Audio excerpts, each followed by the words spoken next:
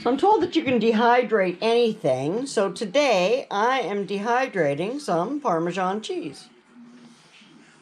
And we'll see what happens with it. I'll be back in a day or so.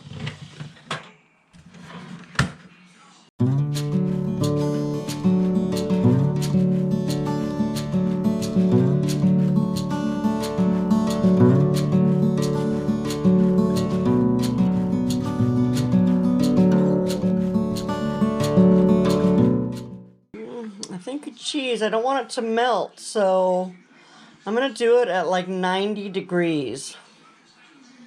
You can see on my little thingy there, it's 90 degrees.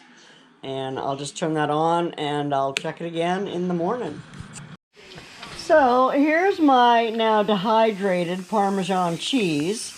And I don't know, it's pretty dehydrated, but it's still pretty fatty. So I am going to store it in the fridge in this jar and try to use it up within about a month or so. So I'll be looking for Parmesan recipes. If you know anything that goes really well with Parmesan, let me know. And there you have it. I have just about a pint of dehydrated Parmesan cheese.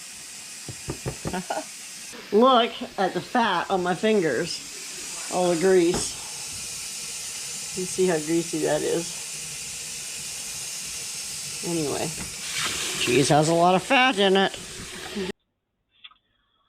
So that's it. That's all there is to it. I shredded it up and threw it in the dehydrator. It took about 24 hours, and it did leave behind a lot of grease, but that's good because you don't want that in your dehydrated cheese, right? So I haven't tried it yet, but I will certainly update you when I do and let you know how that worked out. I tasted it, and it just tastes like crunchy cheese, so I'm assuming that it worked. And yeah, I'll try it on pizza or something one of these days.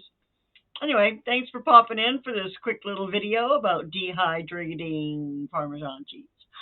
I appreciate every single second that you come and hang out with me. And oh my gosh,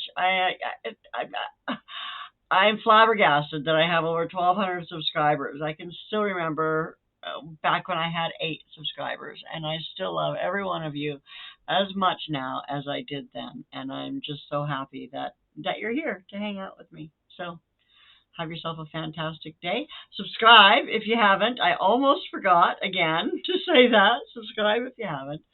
I'll see you soon. Take care of yourself.